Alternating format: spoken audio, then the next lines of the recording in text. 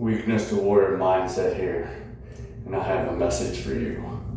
Man to man, bring back your prime just one more time. You ain't finished yet. Why do I say that? Because this is the work that I've been putting in. Long days of walking, calorie deficits, gym, in the cold and in the rain. It was a tough uphill battle, a tough climb up that hill, but I'm not done yet. You see, I am in my late 40s. In 2 years, I'll be 50. And most days, you don't see 50-year-olds in this kind of condition. And this condition came only through blood, sweat, and tears. Self-dedication, self-determination, self-consistency, self-discipline. All forged in fire, in the furnace of my own mind. Because I set out to accomplish these goals and nothing will stop me. Because I have built that mindset, and now I'm in that mind frame. I am locked in. I also want to talk to you about something a little personal. It's something that I went through,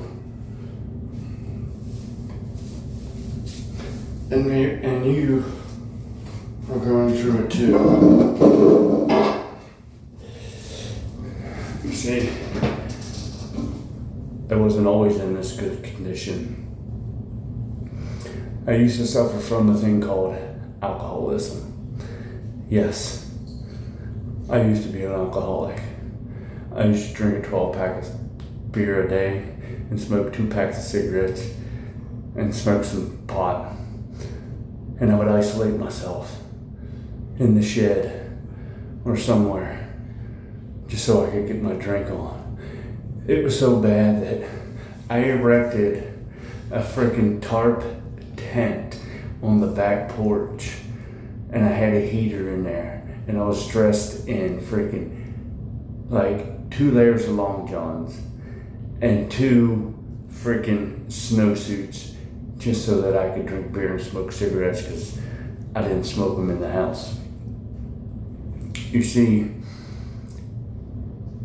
I had a problem. And I tried to quit multiple times. I tried to control my alcohol. I'm like, well, if I just drank 1 or 2, it never worked. It was either not at all or all the time. You see, I sort of have this sort of mentality where I have no middle ground with things. It was either I was going to be the freaking best alcoholic or become the best version of myself. There was no middle ground. You see, and over the years it started to ruin certain aspects of my life. I found no joy in communicating with people, no joy in going to events or other places.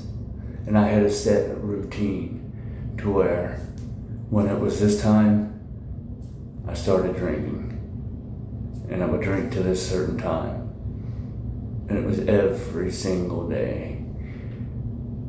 Rain nor sleet nor hail of rain. I'd be out there putting freaking alcohol in my brain. Am I proud of that? I'm proud that I went through it. I'm proud that I had the balls and the sense and the determination to quit. You see, alcohol ruined 2 of my relationships. 2 long-term relationships. And I didn't care. Because all I cared about was getting drunk. I thought it made me a better person. But I was wrong.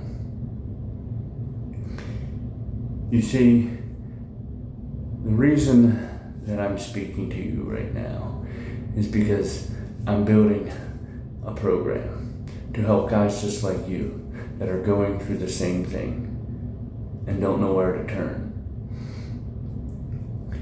You see, a lot of my alcoholism stemmed from being in the Marine Corps, surrounded by buddies and having good times and drinking and doing all the fun shit that we used to do. And then when I got out of the military, it was just like, poof.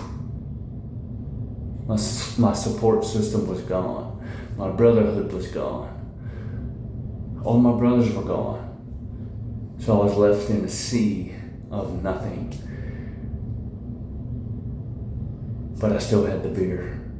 I still had the alcohol to cope with.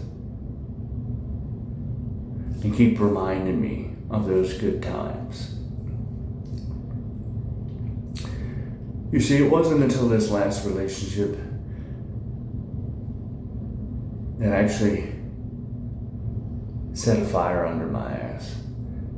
Like, that fire is so hot under my ass, I burp fucking flames. It broke my heart. It really did. Because I thought that she would understand, and that she was the mother of my child, and that we'd be together forever and raise a family. That is not so anymore. Do I blame her? 50% of it. But I also take the blame on myself, because I was the one that chose isolation and alcoholism. Yes, I use the word chose, because ultimately it's our decision. No one forces us. And when I found out the news, I knew then right there that this was the moment. I either kept doing what I was doing and expecting the same results, or I needed to change. So I chose to change. The first thing I did was I got down on my knees and I prayed to the God Almighty. I asked God, help me with this demon. Give me the power and the strength to defeat this. The second thing I did, I made a mental shift that I was no longer that person. I crafted a new identity inside my head. That I was no longer that person. Every time the little spikes that came up that wanted me to go back to drinking, I said this exact message to my brain, to that little whiny little child in my brain. I kept telling it when it would speak up, I do not know why you're bothering me anymore. I am not that person. I am not a drinker. I am not a smoker. So shut up and go away. And that little phrase quieted and rid me of that voice and those agonizing freaking... I'm sure you know what I'm talking about. So I can speak from experience on this. I know what you're going through, because I've been there. And I've beat it. And you can too. It just takes these two small shifts. believing in a higher power, and creating a new identity for yourself.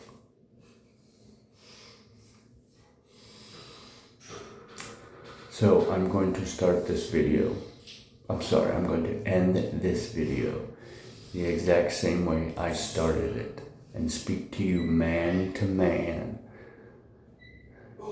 Bring back your prime just one more time, because you're not done yet.